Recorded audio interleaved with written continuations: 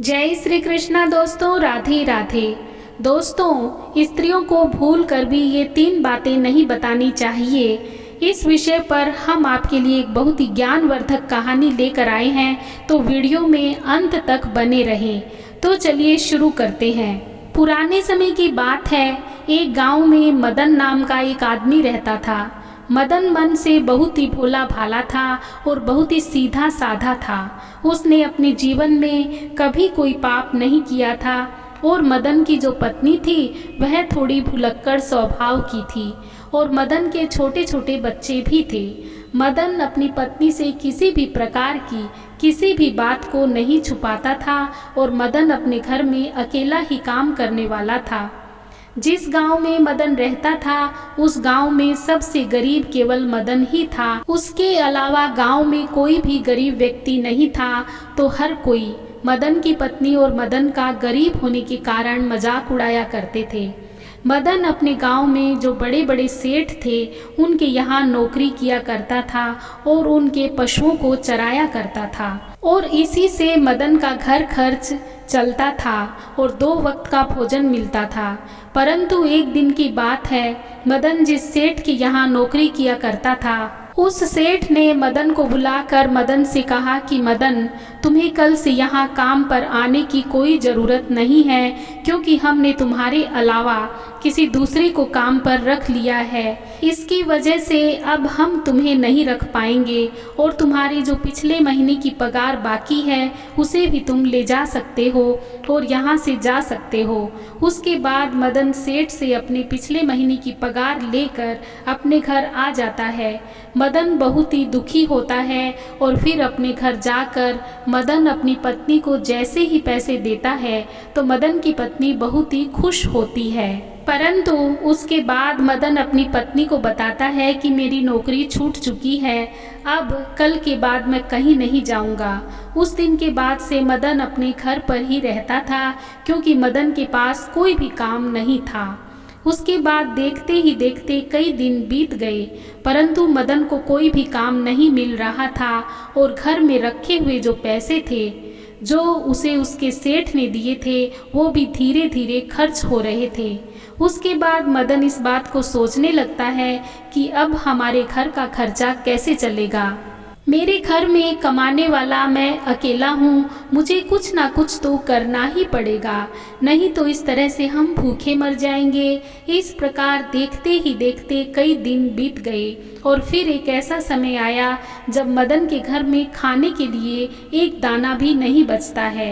मदन बहुत ही उदास हो जाता है और मन ही मन अपने आप को कोसने लग जाता है और फिर एक रात मदन को अपनी पत्नी और बच्चों के साथ भूखे पेट ही सोना पड़ता है। और फिर दूसरे दिन जैसे ही सवेरा हुआ तो मदन घर से थोड़ी ही दूर एक जंगल में लकड़ियाँ काटने जाता है।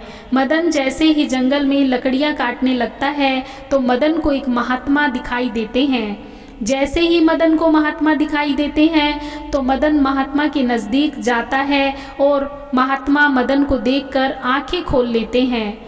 मदन उस विद्वान महात्मा को प्रणाम करता है और प्रणाम करने के बाद उसके पैरों में गिर जाता है और कहता है कि हे गुरुदेव, मेरे घर में खाने पीने के लिए दाना पानी नहीं है और मेरी पत्नी और बच्चे भूखे मर रहे हैं। कृपा करके मुझे कोई ऐसा सुझाव दीजिए जिसकी वजह से मेरा घर परिवार ठीक तरह से चल सके। इस प्रकार विनती करने पर वह महात्मा मदन की ओर देखते हैं और वह महात्मा मदन की ओर देखकर पता लगाते हैं कि मदन बहुत ही सीधा साधा व्यक्ति है।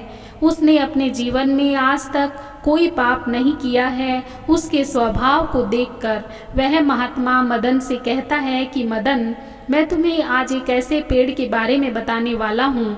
अगर उस पेड़ के पास में जाकर तुम उस पेड़ से जो भी मांगोगे वह पेड़ तुम्हें लाकर दे देगा, और अगर उस पेड़ का एक छोटा सा भाग या लकड़ी काट लेते हो तो वह सोने में बदल जाएगी और इस तरह तुम अपने घर को आराम से चला सकते हो और अपने घर की गरीबी को दूर कर सकते हो। मगर महात्मा मदन को यह बात भी कहते हैं, अगर तुमने इस बात को किसी दूसरे आदमी या औरत को बताया तो उस दिन के बाद से तुम्हें वो किसी प्रकार की वस्तु नहीं देगा। वह तुम्हें सब कुछ देना बंद कर देगा। मदन सीधा साधा इंसान था। मदन उस महात्मा के द्वारा बताए गए उस पेड़ के पास जाता है और पेड़ के पास जाकर मदन उस पेड़ से अपनी पत्नी और बच्चों के लिए सबसे पहले उस पेड़ से एक बोरी अनाज मांगता है। जैसे ही मदन पेड़ से एक बोरी अनाज मांगता है तो झट से न जाने कहां से एक बोरी अनाज मदन के पास आ जाता है। मदन उस अनाज की बोरी को लेकर अपने घर चला जाता है और घर जाकर अपनी पत्नी और बच्चों को अनाज की बोरी देता है, जिससे वे सभी भरपेट भोजन करते हैं। उस दिन मदन ने अपनी पत्नी को यह नहीं बताया कि मैं अनाज कहाँ से लाया हूँ, परंतु जैसे ही मदन दूसरे दिन उस पेड़ के पास जाता है और मदन उस पेड़ से 10 सोने की मुद्राएं मांगता है। जैसे ही मदन मांगता है झट से वो पेड़ 10 सोने की मुद्राएं दे देता है और मदन 10 स्वर्ण मुद्राएं पाकर खुश हो जाता है और अपने घर पर आ जाता है। घर आकर मदन अपनी पत्नी को 10 सोने की मुद्राएं देता है तो मदन की पत्नी बहुत खुश होती है और उसके बाद मदन अपनी पत्नी को सारी बातें बता देता है। उसके बाद मदन अपनी पत्नी से कुछ नहीं छुपाता है, मगर मदन को इस बात का पता था कि उसकी पत्नी भुलक्कड़ है। वह सारी बातें अपनी पड़ोसियों को बता देती है, लेकिन उस बात को भूलकर अपनी पत्नी को सारी बातें बता देता है। उसके बाद देखते ही देखते कई दिन बीत गए। मदन इसी तरह रोज 10 सोने की मुद्राएं उस पेड़ से मांग कर लाने लगा और फिर एक दिन की बात है जब मदन अंत में उस पेड़ से हजारों स्वर्ण मुद्राएं मांग लेता है और जैसे ही मदन मांगता है तो झट से एक बोरी स्वर्ण मुद्राएं मदन के सामने आ जाती है। मदन उस बोरी को अपनी पीठ पर रखकर अपने घर ले जाता है। वे स्वर्ण मुद्राएं पाकर मदन बहुत धनवान हो गया। मदन के पास बहुत सारा धन हो गया। मदन जिस सेठ के यहाँ नौकरी किया करता था उस सेठ से ज़्यादा तरक्की मदन ने कर ली और मदन उससे भी ज़्यादा धनवान हो गया। यह सब देखकर मदन के गांव वाले दंग रह गए और वे सोचने लगे कि आखिर यह मदन इतना धनवान कैसे हो गया। मदन से अगर कोई इस बात को पूछता कि आखिर तुम इतनी जल्दी धनवान कैसे बन गए, तो मदन किसी को सच नहीं बताता था, क्योंकि मदन से उस विद्वान महात्मा ने किसी को ना बताने के लिए मना किया था। परंतु वे लोग मदन को छोड़कर मदन की पत्नी से इस बात को पूछने लगे। मदन की जो पत्नी थी वो बहुत ही भुलक्कड़ स्वभाव की थी, तो उसके पेट में कोई भी बात नहीं पचती थी। तो मदन की पत्नी ने सारी बातें गांव वालों को बता दी कि आखिर मेरा पति कहाँ से धन लाता है। तो देखते ही देखते मदन एक दिन फिर से उस पेड़ के पास धन लेने के लिए जाता है, तो वह पेड़ मदन को धन नहीं देता है। मदन कई बार उस पेड़ से धन मांगता है, मगर मदन के मांगने पर भी वह पेड़ मदन को कुछ नहीं देता है। उस दिन मदन फिर अपने घर जाता है और इस चीज़ के बारे में ज़्यादा नहीं सोचता है। मगर मदन जब दूसरे दिन उस पेड़ के पास जाता है तो उस दिन भी मदन कई घंटों तक उस पेड़ से धन मांगता ही रहता है, मगर उसे कुछ भी नहीं मिलता है। फिर मदन निराश होकर अपने घर आ जाता है। मदन अपने घर आकर अपनी पत्नी से कहता है कि हे भाग्यवान, आज मैं उस पेड़ के पास जाकर आया हूँ, लेकिन उस पेड़ से मैंने धन मांगा तो उस पेड़ ने कुछ नहीं दिया। कहीं तुमने किसी को उस पेड़ के बारे में बता तो नहीं दिया? मदन की पत्नी भुलक्कड़ स्वभाव की थी, तो वह अपने मन में किसी भी प्रकार की कोई बात नहीं छुपाती थी।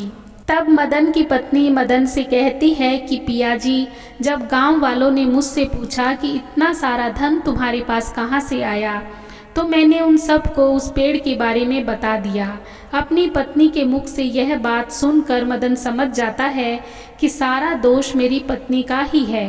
उसके बाद मदन अपनी पत्नी को बहुत डांटता है। फिर इस तरह से कई महीने बीत जाते हैं। मदन के पास जो धन था वह भी धीरे धीरे खर्च होता गया और देखते ही देखते मदन फिर अमीर से गरीब होने लगता है। देखते ही देखते मदन की पहले जैसी स्थिति हो जाती है। मदन के घर में खाने के लिए एक भी दाना नहीं बचता है। एक दिन फिर मदन और उसकी पत्नी, उसके बच्चे भूखे ही सो जाते हैं।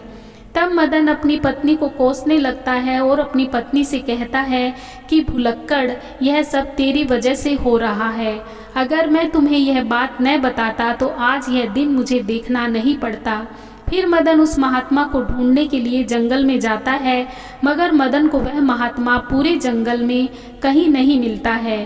फिर ढूंढते ढूंढते कई घंटों बाद वह महात्मा मदन को मिल जाता है। महात्मा मिलते ही मदन उनके चरणों में गिरकर रोने लगता है और गिड़गिड़ाने लगता है और कहता है कि हे गुरुदेव, आखिर मुझसे ऐसी कौन सी भूल हुई है जिसकी वजह से आप मुझसे रूठ गए हैं।